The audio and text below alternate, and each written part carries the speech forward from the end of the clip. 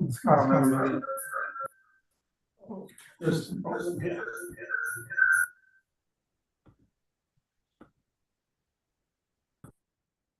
No, it should work.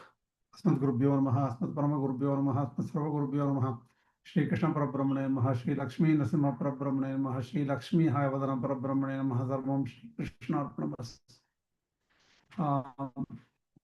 Sorry for the delay, and today I was not well at all. So my preparation is minimal. And I was looking at this Vidyā, Avidyā kind of verses, that is verses 9, 10, 11, 12. They're very loaded. In fact, I'd be surprised if a person can take a master's degree thesis on just the 6 verses of the Īśāvāsya Upaniṣad. They're so loaded, actually. So what we may be able to do today is mainly just the verse number 8, Saparyaga Śukram Akāyam, avraṇam. That probably is the only verse we can finish. We can pick up the initial portion of the Vidyā, Avidyā verses, that is 9, 10, 11. If possible, we'll take a little bit about it and give an introduction to it. I think that's what we can do. Okay. I was almost going to cancel this lecture almost in the last moment. I thought, let's finish it at least to the level we can take it. 1 second.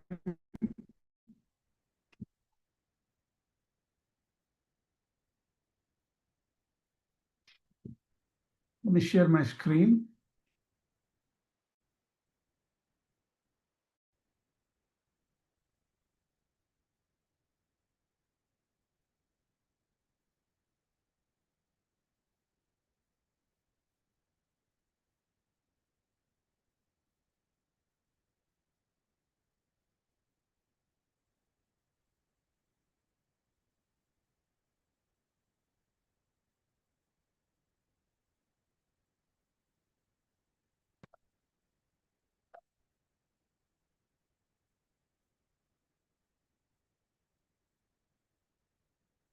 You can see my screen, lecture 48, right?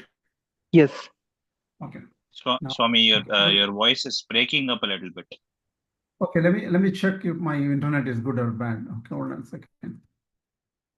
It's very possible I change my internet constantly. It should work. I'm on the right internet. I don't know why it is shaking. Is it okay now?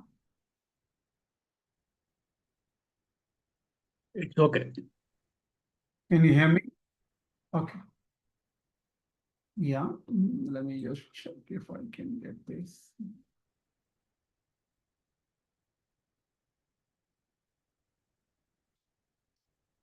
Okay.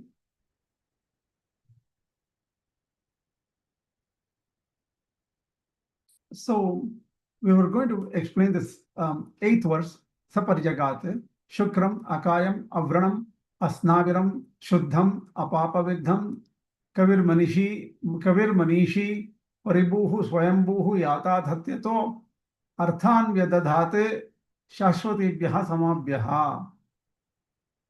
This verse looks like the words are too big to be contained in one verse. Actually, the words are number of them to be contained in one verse. I don't even know whether it has the prasa or the rhythm or the chandas or something like that. I don't know if it's all fit properly according to Sanskrit verse making or verse creations. One point Sampath Iyengar points out is, after gaining absolute faith and meditating on Brahman, as per the methods in the verses 4, 5, 6, the individual realizes him as the original light. This is an interesting highlighted point Sampath Iyengar brings. That means this whole Upanishad is a continuity. Each word is filled with so much of information. In the 18 verses, every word of it matters. and there's a continuity. The continuity is the yogic procession of the next level of realization a person gets. What does the person gets here is saparyagat Śukram. Paryagat means attains. He attains Śukram. And what does that Śukram mean? Okay, we will go further. That Śukram means light. And the Śukram is the light behind everything in this universe. So what we think is there was a big bang and the universe originated from physical matter and it was all light at that time. That means the big bang came out with the light. In fact, the bang was heard later. The light came first, right? But actually all of them were lighted, were infused with light by another light, that is the Śukra, that is Paramatma himself. And that is explained in this verse. If you follow it properly, you'll understand. So once he, one second, hold on. There's something missing maybe. I probably missed out some verses here. Hold on a second.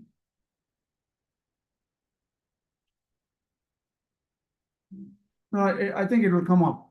Maybe it's not ordered properly. I think it'll all come up.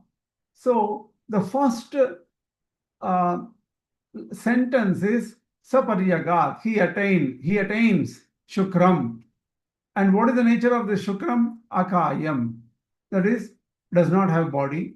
Avraṇam, does not have any wounds. Asnaviram, does not have any nerves. Shuddham, it is pure. Apapaviddham, it cannot be ruled over by sin or papa. Papa cannot affect it.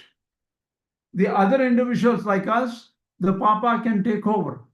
All our actions have got reactions and we can incur sin or papa.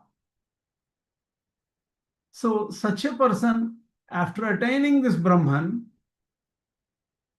Kaviḥ, he becomes Kaviḥ, he becomes Manīṣī, he becomes Paribhuhu, Swayambhuhu, and all these things are the attainment of the person who meditates on Brahman and realizes Brahman to a certain extent. So in the past two shlokas, the process of meditation was explained. And the person who passes that meditation and goes further and gets realization, he will attain this light, the Śukram. That's what is mentioned in this shloka. We'll go into details of this shloka a little bit. What will this become? What will this person become? He becomes Kaviḥ. That means who has abnormal sight. He understands truth properly. Krantadarshi Kavi. That means he can see everything as it is. Becomes Manīṣī, whose intellect is highly efficient at controlling the mind. Manasaha Isha Manisha. He becomes the ruler of Manas. Right? That is a Manīṣī.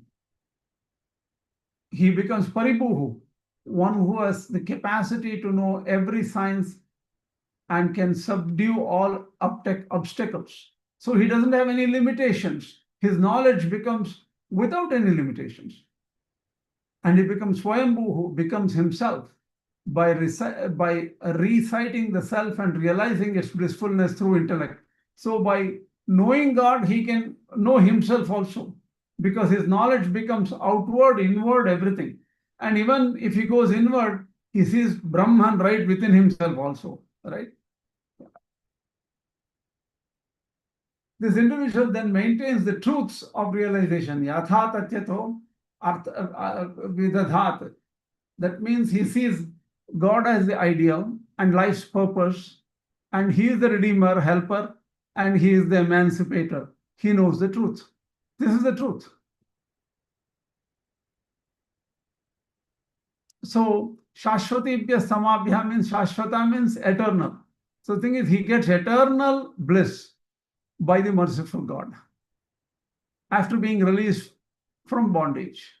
So this is the highest goal what can be achieved.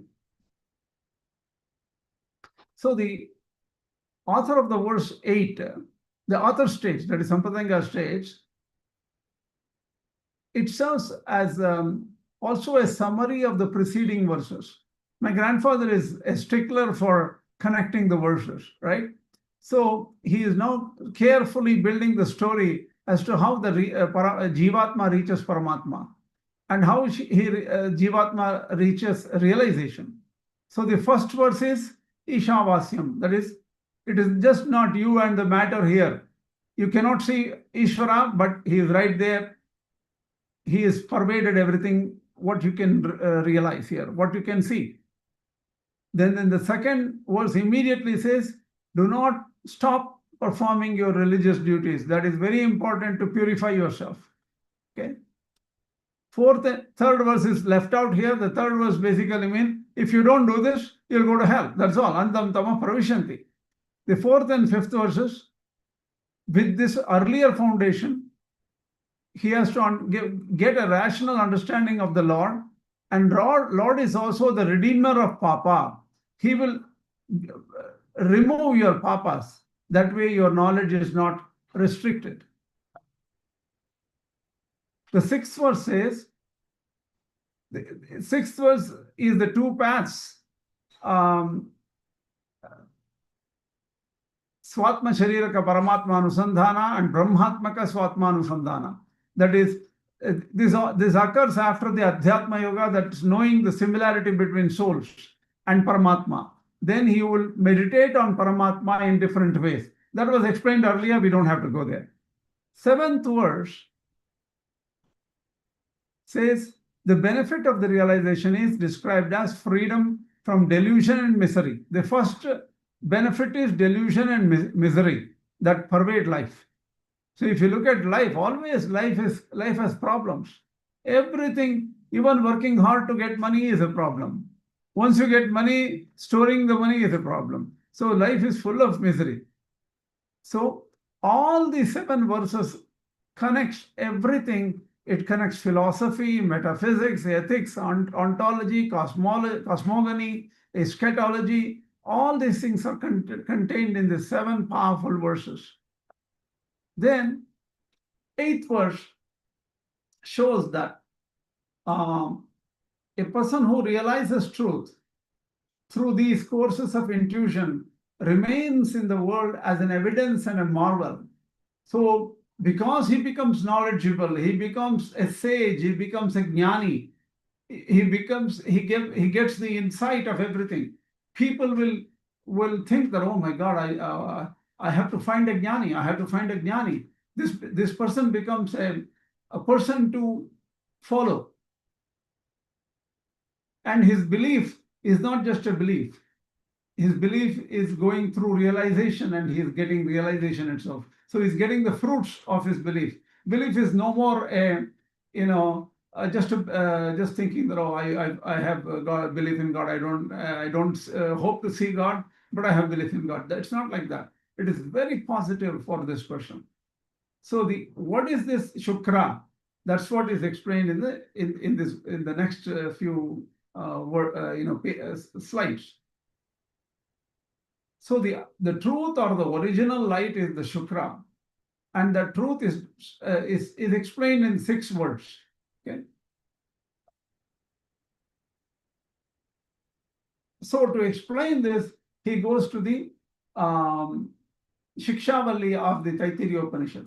He says, Chandramasa vava sarvani jyoti kim shimahi yante. It says, so from Chandramas, all the light which you see outside as the external light from the stars, from the nebulae, from the distant celestial bodies, and also sun, all this light is supported, it exists because of the Chandrama. Chandrama is not the moon what we see here. Chandrama is the bliss-giving Paramatma. why the word Chandra is used, it is formed from the word Chid, is the root of the Sanskrit. Chid means ahladane, that which gives you bliss, happiness. That is Paramatma only. So Chandrama here does not mean anything else but Paramatma. So Chandramasa Vava Sarvani Jyotishi Mahiyante. All luminous bodies are magnified by Chandrama. It is made, it is the power and everything is given through Chandrama. So the Chidi is Ahladane. That's what we talked about. So the rays from any burning body is scorching. Sunlight is scorching. But Chandrama is cool light. That is Paramatma's bliss which we gives, right? And also the Narayana Upanishad also promotes the same idea here. What does it say? Ambhasya pare bhuvanasya madhye rakasya prishte mahato mahiyan Shukrena jyoti gimshisamanu pravishtaha prajapatisharati garbhe antaha. This is the Mahanarayana Upanishad, the first verse of the Mahanarayana Upanishad. What does it say? It says, beyond the other end of the waters. For some reason, they say waters of the one which created all, everything like that. Ambasya pare, bhuvanasya madhye. So the thing is, the ocean itself is endless. The ocean here refers to the universe. And that Lord is beyond the universe. And he is right within this universe. Bhuvanasya madhya also, he is also inside this and above this. He is transcendent and immanent.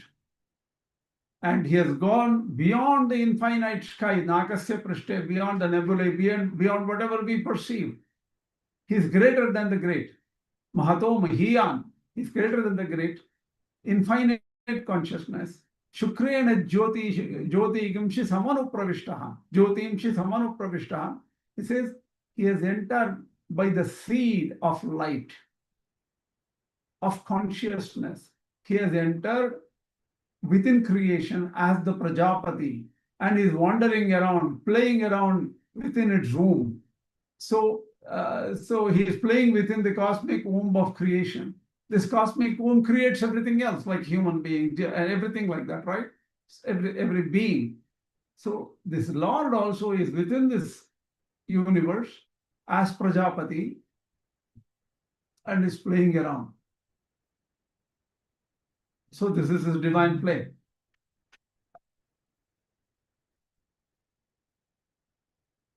So he is outside the nucleus of the universe. He is inside. He is beyond. He is most sublime. That's what is mentioned here, right? Shukrena jyotim brahmanu pravishtaha. He enters into the luminous body as the light essence. So Shukra is a defining, distinguishing characteristic of the Lord. Light is a characteristic feature of the Lord. So the yogi he goes through the two processes of super meditation described in the verse 6 attains Shukra. He realizes Shukra. For even those people who practice yoga and who might have seen some light of some kind, they're all minute aspects. That is like the light at the end of the tunnel. But the real Shukra is attained by the most powerful of the yogis who have gone through the upasanas completely.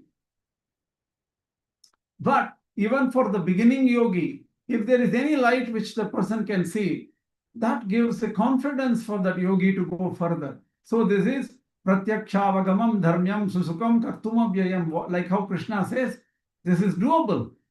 Brahman is not just a textbook character. Krishna is just not a textbook character. He is not just filled with, in the Greek theology, they talk about the god Thor or something. It's not like a textbook. Most of them may not have the method to get there. In the Indian system, it is the sadhana which matters, the method to get there.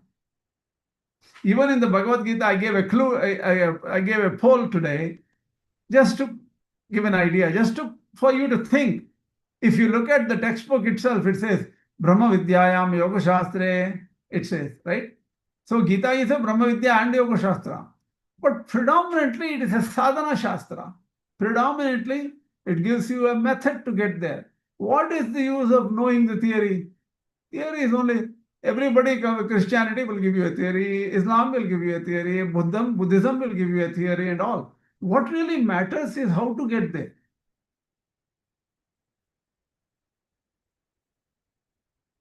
So through Shukra, the yogi comes into direct contact with the Parabrahman known as the Paramakasha.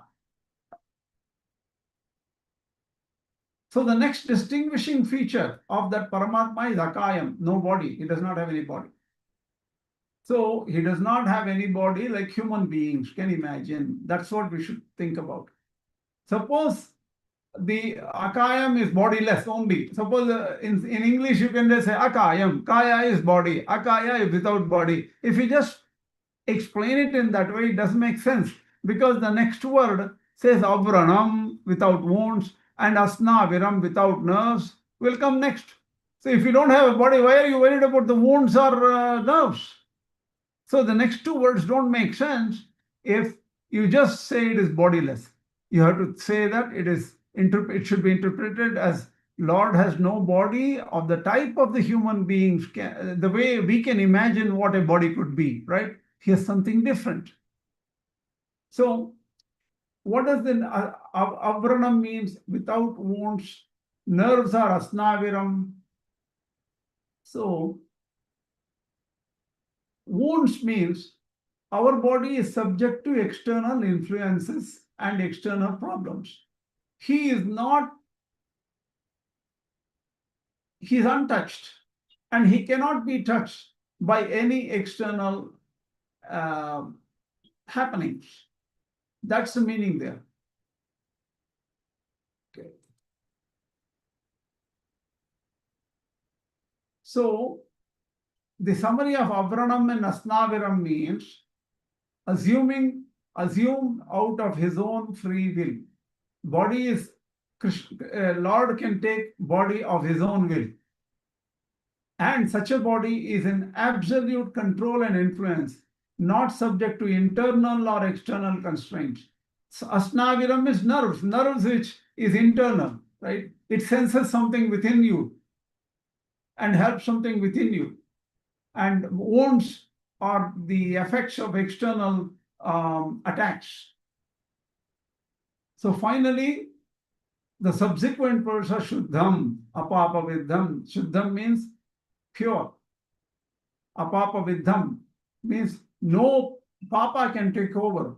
Papa can never control Lord. So Lord is of an extremely different nature, and that is explained here. So the Akāyam, Asnaviram, avraṇam, Shuddham, Apapaviddham convey a complete sense of what God is. So nothing limits his absoluteness, but he can pick up a form too.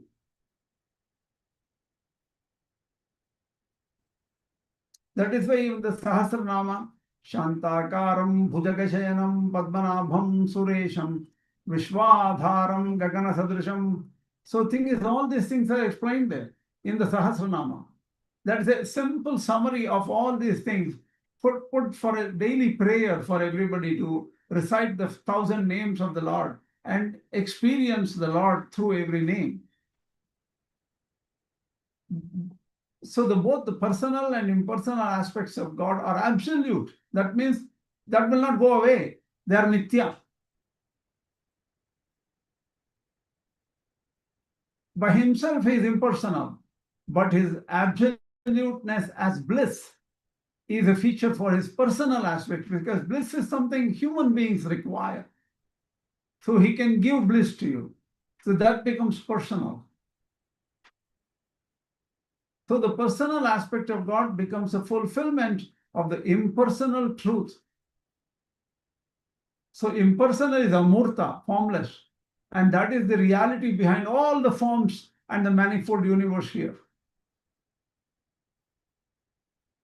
So the ideal of life is truth, that is Satya, and that is the Paramatma, and that is Shukra. And that form is to be experienced. And this experience is not mere brightness or radiation. It is positive bliss, which makes one very happy. And while within the apperceiving principle, that is, you are also a knower, enjoyer of the bliss. And that bliss is given by the Lord, who appears as Shukra initially. So the truth is not just unique oneness of one consciousness. It is absolute substance and also has absolute quality, divine qualities and attributes. Substantively, it is absoluteness, it is impersonal truth, that is consciousness. And attributively, it is personal and blissful. Both are there.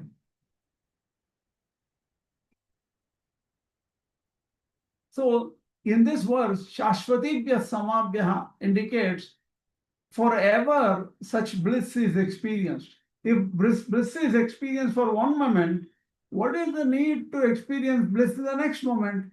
Because the next moment, the bliss is more blissful. In the next moment, the bliss is more blissful than the previous moment. Forever, this bliss will expand. That is the greatness of this wonderful Lord.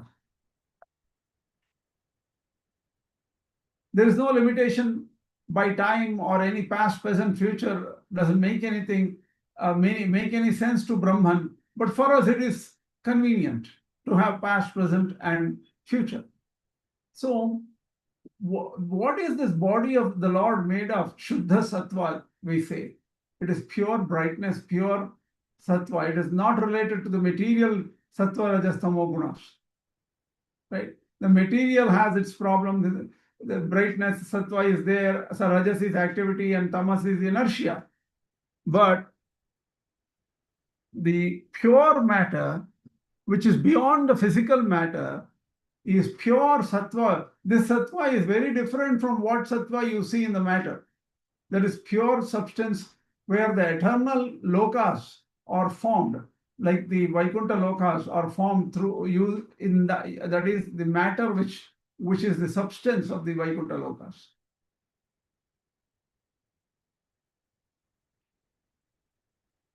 And also the body of Parabrahman, body of the impersonal selves, everything is made of Shuddha Sattva.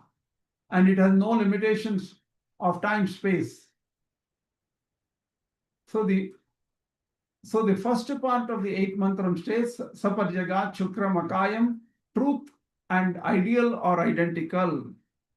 And personal and impersonal are different aspects.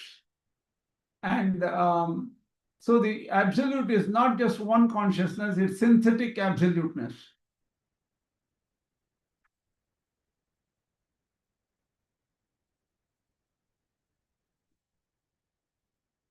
So this kind of realization can satisfy reason, human reason, intuition, super reason, and also super experience beyond normal experience. The second part of this verse is the state of perfection, what a human being can attain. That is abnormal sight beyond the normal sight. Maximum efficiency of intellect without being controlled by the mind. Maximum capacity of the intellect. Self-realization and an eternal blissful awareness of one's subordinate status in association with the absolute blissfulness of the ideal. Okay. So how is it achieved in yoga? Reasoning will give you abnormal sight. Just clear reasoning is enough initially to get abnormal sight. So you should become a scientist in a way. Maximum efficiency is Bahiranga Yoga, Yama, Niyama, Asana, Pranayama, Pratyahara. All these things are external yoga, Bahiranga Yoga. That gives you clarity and it gives you better efficiency, maximum efficiency. Then maximum capacity attained through internal yoga, Dharana, Dhyana, Samadhi. That is internal is holding an object of meditation, meditating on that object, and Samadhi. These are all processes of the eightfold limb of Ashtanga Yoga that is necessary for all the systems. Vishishtadvaita also needs Ashtanga Yoga. Advaita needs Ashtanga Yoga. All the other systems also needs Ashtanga Yoga. Advaita has a special take on it. Vishishtadvaita also has a special take on it. So Ashtanga Yoga becomes fundamental, first step beyond the upasanas in Vishishtadvaita. So upasana is the next stage after the Ashtanga Yoga. So here samadhi is at a particular level of Jivatma Sakshatkara, and knowing the similarity between the Lord and Jiva, and knowing the Lord completely through upasana is the next level. And that's what is explained in the Bhagavad Gita after the chapter 7, 8, 9, all those chapters, 11, 12, they explain the upasana portions of it. So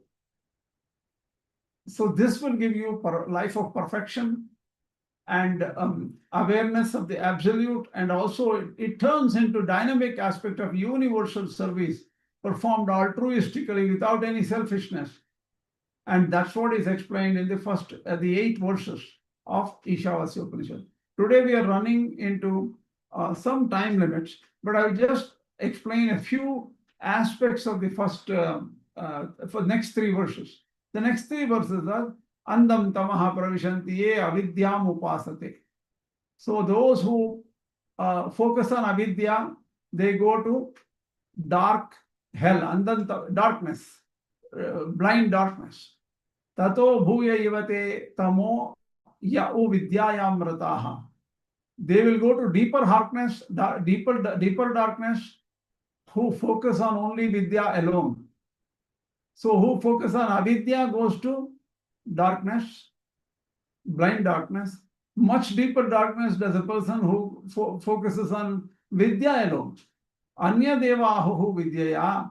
So that is different from vidya. Anya dahu avidyaya. That is different from avidya. Iti shushrūmadhīrāṇām yenastadvyaja chakshire. So did the great ones who are intelligent and knowledgeable. They told us so. Vidyancha yastad veda ubhayam saha. If a person knows Vidya and Avidya together, Avidyaya mrityum tirtva. Through Avidya, he will cross over mortality. Vidyaya amritam ashnute. Through Vidya, he will attain amrita or immortality. That is the general feeling, meaning of these 3 verses. And let's see what Sampathanga takes the meaning as per Vedanta Deshika. So those who devote themselves to work only, avidya is taken as not vidya, which is work, and he will amply justify why he takes avidya as work and not just ignorance. So the thing is, that is the job done later, but we will first understand that avidya word is work for action, karma, according to Sampathanga and according to Vedanta Deshika also. So they enter into the world of thick darkness. To greater darkness to go those who resort to the intellectual pilgrimage. This Vidya is taken as intellectual pilgrimage. We will see what Vidya is here. So it cannot be either Vidya or Avidya. So what is it? It has to be a combination of both. So how does it work? What is the combination? How does the combination of Vidya and Avidya negate both problems? The problems with Vidya and problems with Avidya are negated when you put them together. What is the strange thing called Vidya and Avidya? This is the fundamental problem. Unfortunately, Īśāvāsya is giving you like a puzzle, and it doesn't give you a perfect answer or something, and the answer has to be derived. So why is Upanishad giving you puzzles? Can you answer this question to me? Why does these Upanishads or even Shastras gives you puzzles? It doesn't give you perfect descriptive. Why couldn't it take? It could have taken 177 more pages and explained to you all details. Why doesn't do it? It does not do it. Why? Anyone? All descriptions are about material universe that can be perceived through our senses. we are discussing something that cannot be seen. It is completely unavailable to the senses. So it's even harder to describe it perfectly that we can understand clearly. And next, one point taken. What is anybody else? Maybe because, like Adiji says, that there's analogies required for explaining something that is beyond the material, but also it could be that because these are oral traditions, they have to make it poetic.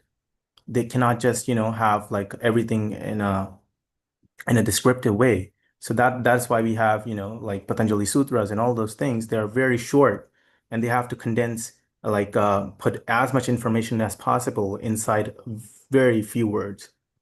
See, actually, think about it. Sutras were there, Brahma Sutra is there and everything. Even behind the Brahma Sutras, there was Vistirna Brahma Sutra Vritti, right? That means there was a rishi who explained the entire Brahma Sutras with 20 granthas or something like that. Very huge explanation was there. 20 chapters it had. That was lost. Behind the Yoga Sutras also, maybe the books are lost. The yoga methodology earlier. So you have to take sutra literature as summaries and mnemonic devices rather than actually the whole Shastra. So the whole Shastra is somewhere there. We lost it due to negligence or occupations or stupidity of some kind, right? So don't worry. Okay, I understand where you're going, but let's talk to other people. What do others people think? So a realization has to happen by practice. So that is where words cannot go further. So maybe that is the reason. True. That is sadhana. The words are, see, Vedas themselves say, what do you call, it says, apra-apya manasa saham, right? The mind cannot reach it. The words cannot describe it. It says that, yato vacho nivartante. The words fail to explain and come back unsuccessfully, right? And mind also tries to perceive it, and mind also is unsuccessful, returns back crestfallen. So you have no other goal than actual experience. And that is why this Bhagavad Gita is mainly a sadhana text. Yeah, it has here and there. What is Jivatma, what is Paramatma, our relationships, they're all there. So what do you do with it? You go take a science textbook of AI, you will get descriptions. Descriptions are all over the place. And the descriptions are endless. You go, there are 10,000 books or 5 million books in a library. You go to a Chinese library just on cooking, you may have 10,000 books there. For the last 10,000 years, they have cooked so many different animals and different things. So knowledge is the texts or walk is almost infinite. Mind can think of millions and millions of things. That is infinite too. How do you gather this infinite? You cannot circle your arm and say, I have understood infinity. So you have to take a path that is guided by a good teacher. You have to take up a path. There is no other way. That is why Shravana Manana is insufficient and there needs to be Nididhyasana. That is the whole idea behind all this philosophical knowledge. Don't you think? You're all there. I'm not contesting what you said, or I'm not going against what you said. Just I'm summarizing what all of you said at this point. Usually Upanishads will be very straight to the fact. And afterwards, we take a pause and then we deep dive into what it says, actually. That's how it goes. True. Usually it is there, but here only in the Īśāvāsya Upaniṣad there are 6 verses which are puzzles. And the Acharyas have struggled so hard to match the puzzle because it is not Vidyā, it is not Avidyā. Yeah, one thing that we can notice is the entire thing is actually there in the very first two stanzas itself. It looks like the other stanzas are all actually detailing out the first two stanzas. True, that is true. The first two stanzas are, in fact, the very first stanza is the main thing, and everything else is detailing. In fact, if you look at this Vidyā, Avidyā, and think about it in depth, so much of information is contained in the next 6 verses. And we are going to deal with it from the next class because this class is insufficient for us. And we can only point out. And in fact, in the so if you take Vidyā as upasana and Avidyā as karma, Shastra-Vita karma or something, you get a straightforward answer. So these 3 verses are simpler for Ramanuja Sampradaya, or even similar to Madhva Sampradaya also. Here, all the other than Advaita, the other schools have a simpler way to explain these 6 verses, 9, 10, 11, and 12, 13, 14.